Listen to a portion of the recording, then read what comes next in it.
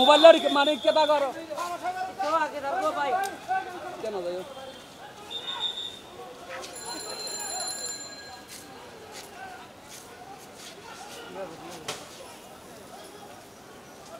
উচিত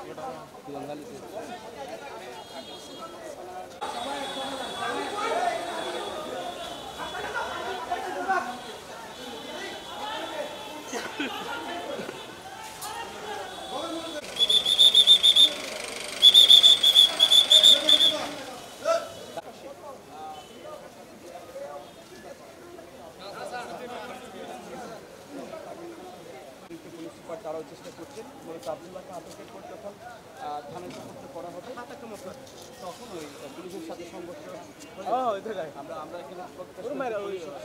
কক্সবাজার পৌরসভার চেয়ারম্যান আব্দুল্লাহকে বাংলাদেশ সেনাবাহিনীর যৌথ অভিযানে গ্রেপ্তার করা হয়। গ্রেপ্তার করার পর আমাদের সদর থানা পুলিশের জেলা পুলিশের হেফাজতে প্রদান করে তাকে আমরা আমাদের উপযুক্ত যথাযথ পুলিশি প্রহরায় থানায় নিয়ে আসার কালীন থানা গেটের বাইরে বিভিন্ন জায়গায় পূর্ব থেকে উৎপেত থাকা সন্ত্রাসী মহল আব্দুল্লাহর সন্ত্রাসী বাহিনী অতর্কিতে পুলিশ পিকআপের উপর হামলা করে আসামি ছিনিয়ে নিয়ে যাওয়ার চেষ্টা করে। উক্ত চেষ্টাকালে বাংলাদেশ সুসংবদ্ধ পুলিশ যথাযথ প্রফেশনালিটি এবং দায়িত্বের বোধের পরিচয় দিয়ে সন্ত্রাসীদেরকে প্রতিহত করে আসামি এখন আমাদের হেফাজতে আছে। এই সন্ত্রাসীদেরকে খুঁজে বের করে আইনের আওতায় আনা হবে। 2024-এর ছাত্র জনতার এই স্বাধীনতা আন্দোলনের পরে যারা ছাত্র জনতার রক্ত এবং জীবন হরণ করেছে তারা এখনও বিভিন্নভাবে সক্রিয় আছে। বাংলাদেশ পুলিশ পেশাদারিত্বের মাধ্যমে আইনগতভাবে এই সন্ত্রাসীদেরকে পাকড়াও করবে ইনশাল্লাহ। সেটা আমরা দেখব। আমাদের পুলিশের আহত হওয়ার বিষয়টা এবার আমরা দেখে এইসব ব্যাপারে ঊর্ধ্বতন কর্তৃপক্ষের সহিত আলোচনা সাপেক্ষে আপনাদেরকে জানানো হবে।